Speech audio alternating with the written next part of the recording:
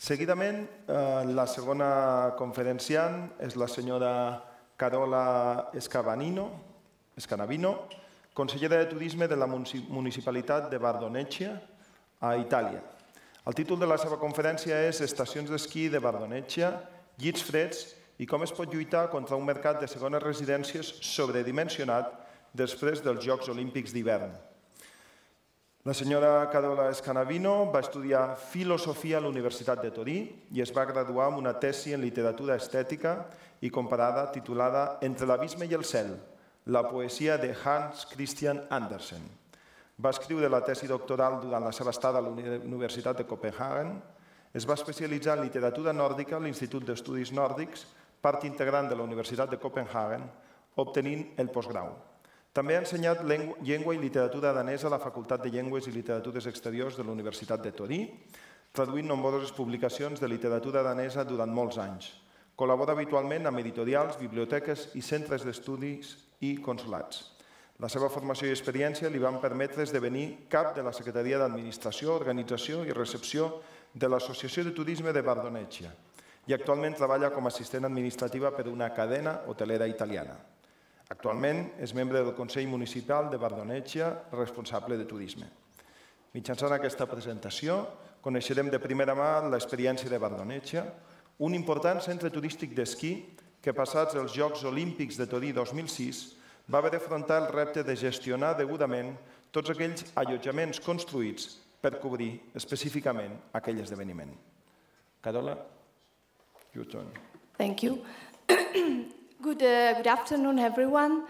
Before starting my presentation, I want to say that it's a great honor for me to be able to take part in this important convention.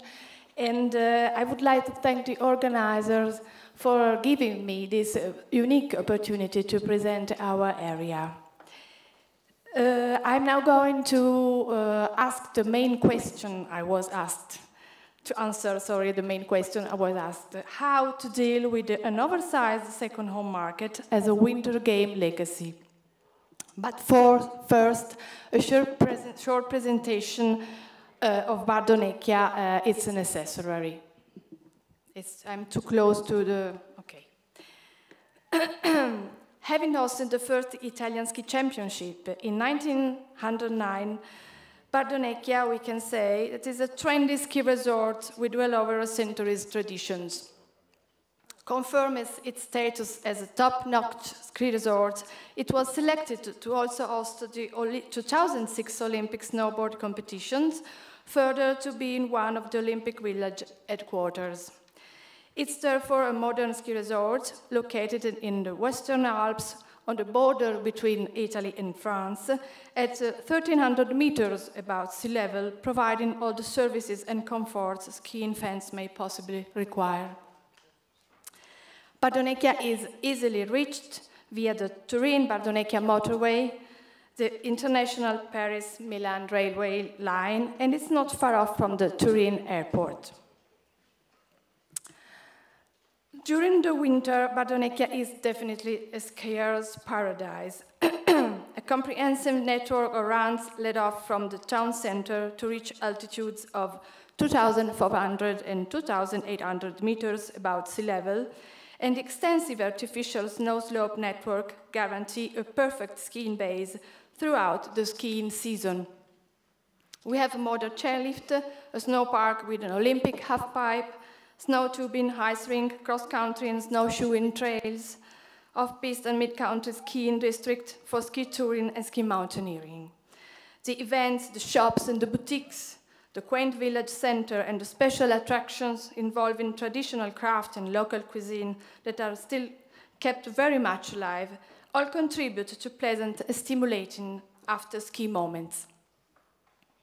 During the summer, thanks to the altitude, Bardonecchia is a destination appreciated by mountain enthusiasts, sport lovers, and families. This is because it offers a stunning alpine and landscape, the opportunity to practice many outdoor sports and events and activities both for children and adults. Hiking, climbing, horse riding, cycling, e-cycling, trekking, tennis, football, and so many others. Here in this slide, you can see our ski map.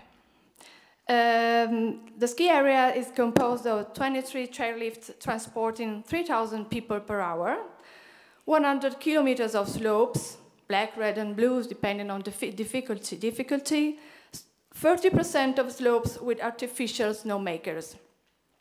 Many winter sport activities, as I've already mentioned, and of course, many ski and snowboard school, ski and snowboard rental, bar, restaurants, and services in the area. In order to introduce the theme in question, it's necessary a little bit of history. The modernization of Bardonecchia began in 1871 with the completion of the Frejus railway tunnel that marked a change in the concept of tourism and the perception of the mountain area and its possibilities, and gave rise to the creation of various constructions and infrastructures. This phase of modernization brought about the development of the territory for insiders, residents, and outsiders, not residents, for various types of activity. Like an accordion, the area continuously expanded and shrank, changing its configuration in conjunction with the seasons, not longer considered to be four, but three, namely high season and low season, both summer and winter, and off-season. The accordion image can also be used to describe the fluctuation of attendance that between 1871 and the current day has continuously increased and decreased depending on the season and the days of the week, weekdays or holiday. Bardonecchia was a place of avant-garde projects, not only in the incredible innovative techniques of the tunneling, but in the early 1900s, the engineer Mr. Capuccio's real estate company built the Kursaal, or large entertainment hall called Salone delle Feste, and bought a large area just south of the old town with the intention of creating a tourist center. Bardonecchia's hotels were the first in the Western Alps to have radiators installed. In 1909, Bardonecchia hosted the first Italian ski championship. In the 1930, it boasted the country's largest ice rink, and in 1946, one of the first chairlifts in Italy. Records that have shown over the past century Bardonecchia's ability to be inventive and creative in the development of the area, driven by the ideal of progress and modernization.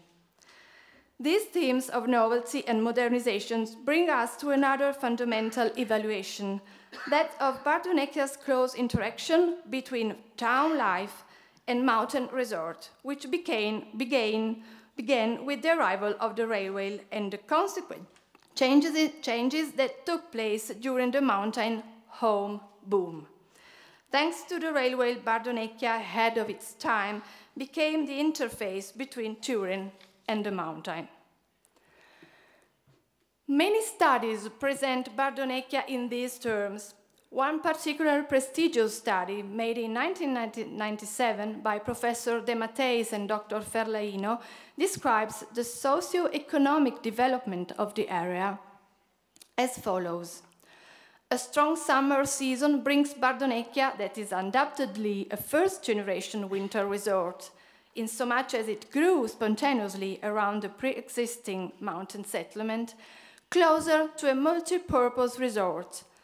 And the specialty tourism is not based purely on a rural level, as Bardonecchia, since medieval times, has been an important urban center in connection with the Transalpine Briançon area, and later, thanks to the Frejus tunnel, at the center of an important international route. Moreover, compared to other similar two-season resorts, it's particular in its day trip accessibility for a large urban area.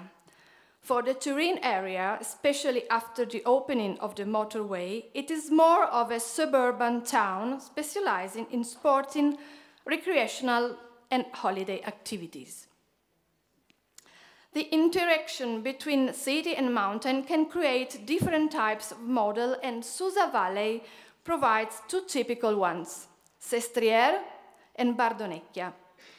Briefly, you could say that the former grew around the motor car and the latter around the railway. But more to the point is that while Sestriere represents a high-altitude purpose-built model, Bardonecchia, in the first place, is a town with tree-lined streets, architectural structures, an interweaving of urban formations that represent a very important part of its character. The tree-lined avenues and the sporting and tourism infrastructures were built in the 1930s, and the boom of the 60s and the 70s saw the introduction of multi-floor blocks of flats. In recent years, the emphasis has been on restructuring existing historical buildings and on diverting of new buildings projects out to the neighboring villages. To all of that, we must add the importance also of the motorway. Work on the Turin-Bardonecchia motorway started in 1984 and the road opened in 1994, and the road tunnel inauguration in July 1980. The dams, hydroelectric plants, ski slopes, chair and drag lifts, and ski jumps have all created an important link between resort and city and favored the larger development of the second home market. The real estate and tourism boom took place between 1915 and 1975, during which time about 300 buildings were constructed. For the most part, second homes, usually small units in apartment blocks of 4 or 6 floors above ground in a substantially urban style. Therefore, thanks to the mass motorization of those years and the proximity of the industrial metropolis Turin, Bardonecchia became a small city transferred to the mountains, its development strongly centered on the second home market. The same happened in general in the Alps. Modern history of buildings of second homes in the Alps started with favorable economic situation of the 60s. Europe of that decade saw large sections of the population reach a certain affluence, and many believed that real estate was a safe and promising investment. At the same time, skiing became more popular and accessible, so the growth of the ski resorts was inevitable. With the continuation of this favorable economic climate, there was a second wave in the 80s. The boom of the stock markets and the low interest rates were a clear invitation to invest in housing, plus the first retired, born in prosperous years of 1946 to 1966, were looking for a safe place to put their savings. Locations like Bardonecchia, with easy access and a wide variety of activities, offered the best opportunities. The motivation to invest in a second home were different.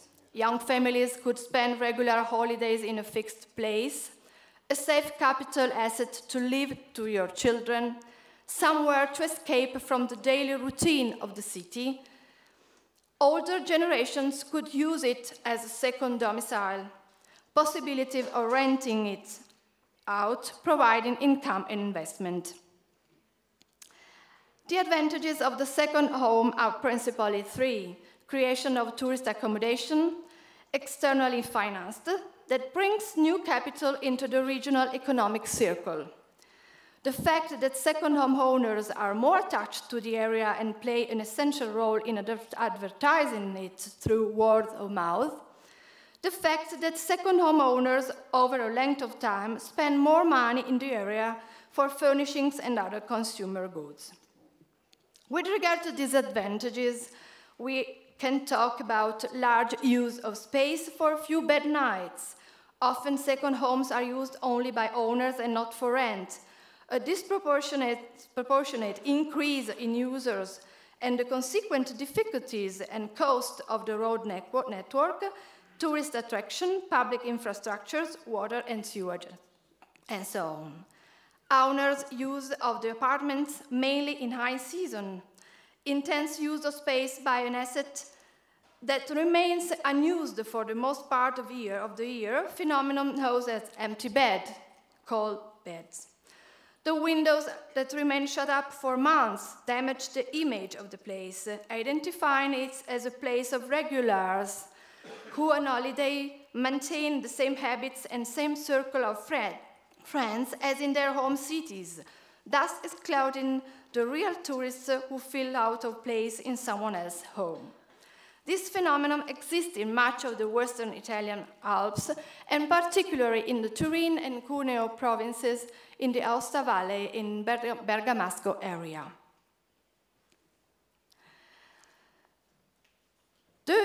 In a list of alpine municipalities with numerous second homes, Bardonecchia is at the top. The chart represents the alpine resort with the highest density of second homes. The two highest positions are Piedmont municipalities. Bardonecchia, with already in 1881 and 202, with the 700-400 second homes, has always had a notable imbalance between accommodation capacity and hotel beds. In other words, relatively weak hotel accommodation compared to a strong second home market. It's quite interesting to analyze the behavior of second home tourists. They go on holiday in the alpine resorts as these resorts are ideal for children, alpine skiing and excursions. Holiday organization involves a limited use of intermediaries, tour operator and agencies, and low usage of web. Almost 7 out of 10 homes are used solely by owners. The average winter use of mountain second homes is 63 days, and average annual use, including summer, is 74 days. It is a proximity tourism, 65% from Piedmont, 20% from Lombardy, and nearly 10% from Liguria. 3 out of 10 tourists rent. In low season, more than half of the homes remain vacant, but less than 2 intermediaries out of 10 lower their prices. And it's also interesting to analyze the relationship between hotel accommodation or second homes and ski facilities. Whilst the relationship between hotel accommodation and ski facilities is circular and symmetrical, the more accommodation is available, the more clients arrive, encouraging more investment in ski facilities, thus making the resort more attractive, create more demand for accommodation. The relationship between second homes and ski facilities is weaker and asymmetrical.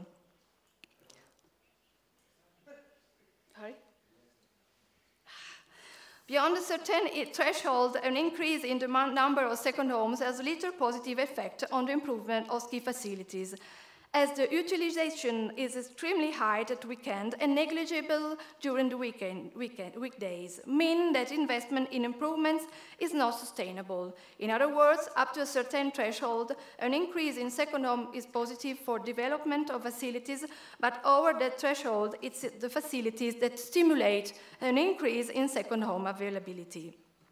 If the clientele of the ski resort was made up solely of second home owners and weekend day trippers, the lift system would remain modest even where the skiable area is vast.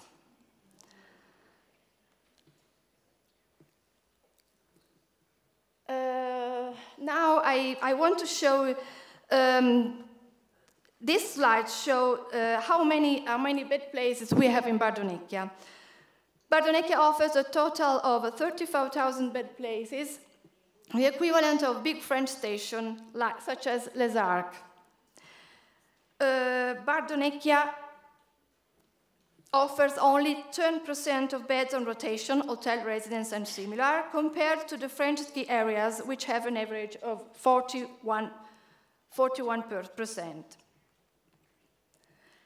This slide shows that the big difference between the composition of warm bed places in Bardonecchia and those in French ski areas is due principally to the offer of warm bed places in residence. Indeed, from the analysis of this segment, it's evident that the resident bed places show the largest filling. Compared to the French ski areas, in Bardonecchia, the number of bed places on rotation have low occupation rates, especially due to the limited number of the residence bed places. By way of information, on average, the bed place on rotation in French Alps generates 9.2 holidays a week. There are some important points also to consider. Bardonecchia's lift company income can be split as follows: 30% seasonal pass sales stationary, 32 day pass sales decreasing, 38 week pass sales increasing. Not taking into consideration the seasonal passes, there are a separate issue. Day pass sales are volatile in comparison with week pass sales. Day pass clients tend to ski only in excellent conditions. On average, spending power of the last few years has been 7 or 8 weekends over the course of the winter. Obviously, the week pass sales are the most important form of income for a ski resort. Using a simple calculation, dividing income by the number of the beds, it can be seen that in a resort such as Bardonecchia, the hotel beds earn the lift company approximately 800–900 euros per bed, while second homes earn approximately 85 euros per bed. Taking into consideration the multiplication effect, study carried out by Turin University, according to which each euro spent on ski passes corresponds to 8 or 9 euros spent on other things, a hotel bed results a total spent of 7,200 euros, while the second home bed results a total spent of 680, that is more than 10 times less. It's obvious that a place like Bardonecchia must find a way to use as many second home beds as possible for weekly rental purpose. The strength of this potential was perceived during the 2006 Winter Olympics. The idea arose because of the need for extra beds for athletes, media, volunteers, and police, a much greater need that the traditional accommodation structures could supply. The project provided 4,000 apartments chosen from 10,000 proprietors who showed interest. Building administrator and estate agents took a key role by informing proprietors about letting the Torino organizing committee viewing and intermediating between the two parties. The Olympic events allowed the setting up of reception services, customer care that could be organized through a network of operators. The success of the Olympic project was strongly influenced by the fact that the rentals were on guarantee, assuring the proprietors an income similar to that of a seasonal rent, but in a period of 28 days. A property rent of less than 30 days meant that the contract did not have to be registered, saving time and money on bureaucracy. The principal critical issues are big differences in apartment standards in similar buildings, but with wide variety of furnishings, equipment, care, and maintenance. High heating costs in many buildings that used accounting systems suitable for occasional use and not continual use. Cohabitation was not always easy.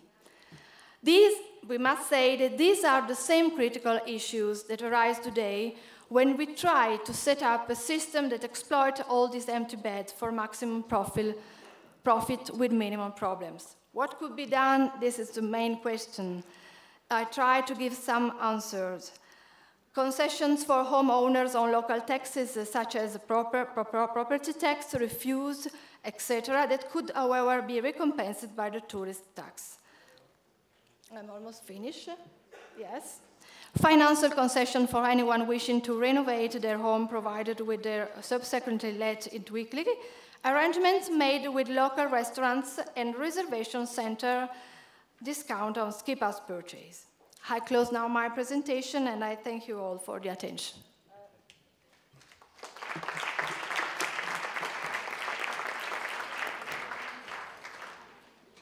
Gràcies, Carola. Bé, hem tingut una aproximació a la realitat del que es consideren llits freds en el que seria l'entorn dels Alps italians, justament en aquesta estació, i la comparativa respecte a una estació de dimensions similars en l'altra zona, en aquest cas en el que serien els Alps francesos.